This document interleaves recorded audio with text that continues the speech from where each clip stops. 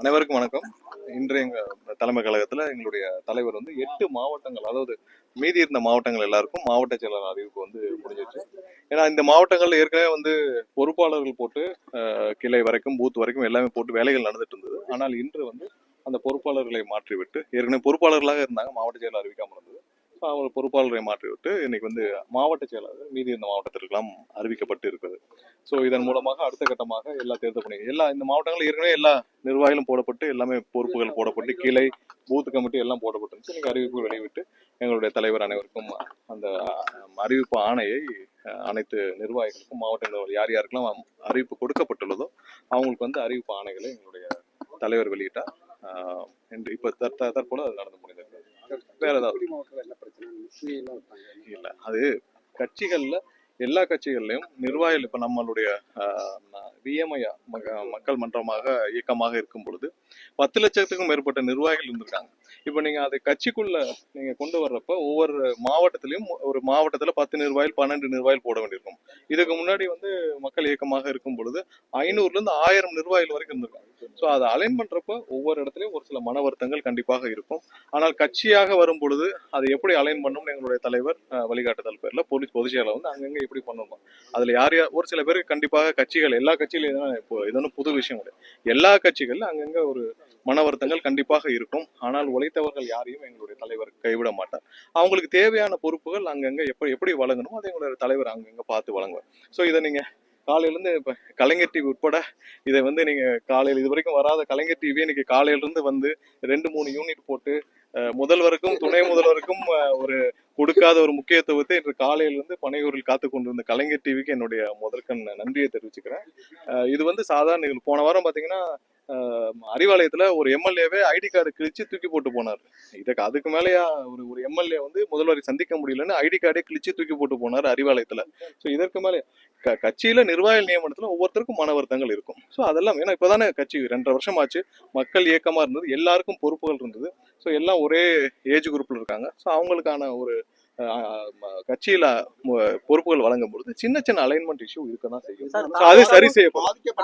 திமுகவும் ஒண்ணா சார், ஏன்னா அங்க கார்டு தூக்கி போட்டு போகும்போது முதல்வர் சந்திக்கல, இல்ல காரம் மறிச்சும் தலைவர் விஜய் கண்டுக்க கூட இல்ல. திமுகவை விட பெரிய இயக்கம் எங்களுடைய தமிழக வெற்றி கழகம்.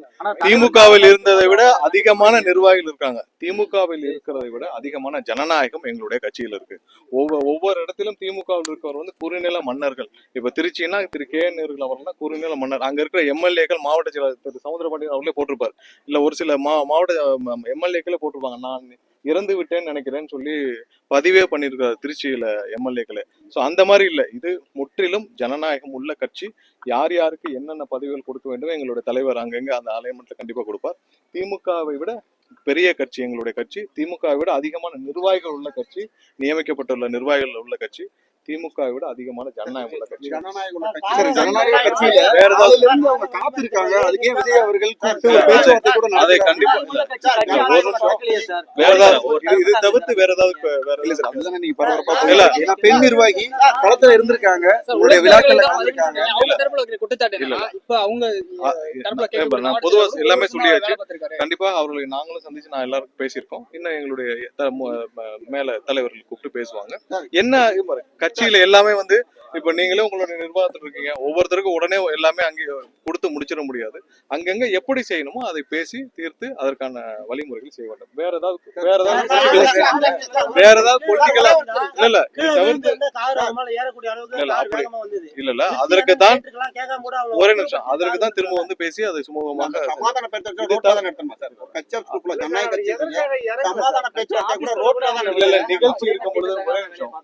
நிகழ்ச்சி இருக்கிற பொழுது நிகழ்ச்சியை முடிச்சுட்டு தான் பேசுவோம். அதை நாங்க பேசிப்போம். வேற ஏதாவது இது தவிர்த்து வேற ஏதாவது கேள்வி விஜய் அவர்கள் இருந்தாங்க, கிளம்பும் போது கூட அவரை சமாதான பேச்சுவார்த்தை திசை திருப்புற வேலையா இருந்த மாதிரி இருந்தது சார். ஒரு வரவர கேள்வி, சீமானும் விஜயும் வந்து பாஜக எடுத்த பிள்ளைகள் அப்படின்னு சொல்லி திருமாவளவன் குற்றச்சாட்டு முடிச்சிருக்காரு. அண்ணன் திருமாவை இது வந்து நாங்க ரொம்ப அதிக நம்பிக்கை, ஒரு மரியாதை உள்ளவர்கள். நான் நிறைய தடவை அவர் வந்து சின்ன வயசுல இருந்து பார்த்திருக்கோம். அண்ணன் திருமா வந்து ஒரு பெரிய போராளியாக தன்னுடைய கட்சியை ஆரம்பித்தார், இயக்கத்தை ஆரம்பிச்சார். அவர் வந்து நேற்று பேசுனதை நானும் பார்த்தேன். அவர் வந்து திமுகவை அழிக்க பார்க்கிறார்கள் சொல்றாரு. இவர் திமுகவை அழிப்பதற்காக மக்கள் நல கூட்டணின்னு ஒரு கூட்டணியை வச்சு திமுகவை அழிக்க மிகப்பெரிய ஒரு கூட்டணியை உருவாக்கியவர் அண்ணன் திருமா அவர்கள் தான். இன்னைக்கு அவர் வந்துன்னா அந்த போராட்டத்தில் அவர் தோல்வியுற்று அதற்கு மேல போராட வலிமை இல்லாமல் ஒரு காம்ப்ரமைஸ்டு பாலிடிக்ஸ்க்கு போயிட்டார் அண்ணன் திருமா அவர்கள். அது போனதுல இருந்து தான் பாத்தீங்கன்னா அவருடைய முக்கியத்துவமும் போச்சு, அவர் எதற்காக இந்த அரசியலுக்கு வந்தார்ன்றதும் போச்சு. இவ்வளவு தூரம் காம்ப்ரமைஸ் பண்ண வேண்டிய அவசியம் அண்ணன் திருமா அவர்களுக்கு இல்லை. அவர் வந்து எப்படின்னா தன்னை சார்ந்த ஒரு சமுதாய மக்களுக்கு இதுவரை அவர் என்ன செஞ்சிருக்காருன்னு கேட்டா அவரால் எதுவும் குரல் கொடுக்க முடியும். நேற்று வந்து இங்க இருக்க செவிலியர்கள் வந்து ஒரு 18,000 பேருக்கு மேல ரோட்ல நின்று போராடிக்கிட்டு இருக்காங்க.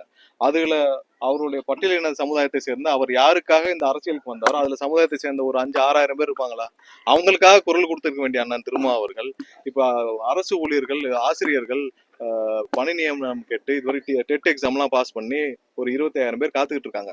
அதுல ஒரு 7-8,000 பேர் இருக்க மாட்டாங்களா பட்டியலினத்தை சேர்ந்தவர்கள், அவர்களுக்காக குரல் கொடுக்க வேண்டிய அண்ணன் திருமா அவர்கள் இதுவரைக்கும் இந்த அரசாங்கத்தால் பாதிக்கப்பட்ட எந்த சமுதாய பட்டியலின சமுதாய மக்களுக்காகவும் குரல் கொடுக்காத அண்ணன் திருமா அவர்கள் இன்று எங்களுடைய தலைவர் திமுகவை பற்றி பேசினால் திமுக தீய சக்தி என்று சொன்னால் அதற்காக திமுகவிற்காக வந்து குரல் கொடுப்பது மிகவே வருத்தமான செய்தி.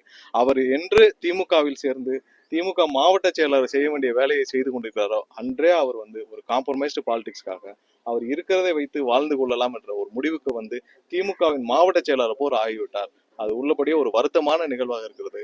அவர் இனிமேல் அவர் வந்து அவருடைய இயக்கத்தை, ஏன்னா அவருடைய உங்களுக்கு எல்லாம் தெரியும், அவங்க கட்சி நிர்வாகிகள் எல்லாரையும் திமுகவினர் வந்து ஒரு ஒரு பொருட்டா கூட உட்கார வச்சு கூட பேச மாட்டேங்கிறாங்கன்னா அவங்க கட்சி நிர்வாகிகள் பல பேர் சொல்லியிருக்காங்க. இன்னைக்கு வந்து ஒரு அடிமைத்தனத்துல இருந்து மீட்பேன், ஒரு சுயமரியாதை கொண்டு வருவேன்னு சொல்லி ஒரு இயக்கத்தை ஆரம்பிச்சுட்டு இன்று அவருடைய கட்சியும் சேர்த்து அவரையும் சேர்த்து அவருடைய தொண்டர்களையும் வந்து திமுகவோட அடமானம் வைத்து விட்டார்ன்றது எங்களுடைய குற்றச்சாட்டு. தயவு செஞ்சு அண்ணன் திருமா அவர்கள் என்ன நோக்கத்துக்காக ஒரு போராளியாக வந்தார், அவரை பார்த்து பல பேர் நாங்கள்லாம் வியந்தோம். இன்று அவருடைய குறிக்கோள்னு மாறி ஒரு விடுதலை சிறுத்தைகள்னு இருந்தவர் வந்து இன்னைக்கு திமுக ஏவி விட்டு பாயும் ஒரு பூனையாக இருக்கிறார் என்பது வருத்தமான செய்தி. அவர் இனிமேலாவது தன்னை மாற்றிக்கொண்டு அவர் எதற்காக இந்த அரசியலுக்கு வந்தான்றதை உணர்ந்து அவர் பேச வேண்டும், செயல்பட வேண்டும் என்று கேட்டுக்கொள்கிறோம். நன்றி சார். அடுத்து அஜிதாவை கடந்து அதிக அளவுல வந்து மாவட்ட செயலாளர்கள் அதிருப்தி இருக்கு. சக கட்சியில இருக்கக்கூடிய திருச்சியில இன்னைக்கு காலையில அந்த 10 கோடி விவகாரம்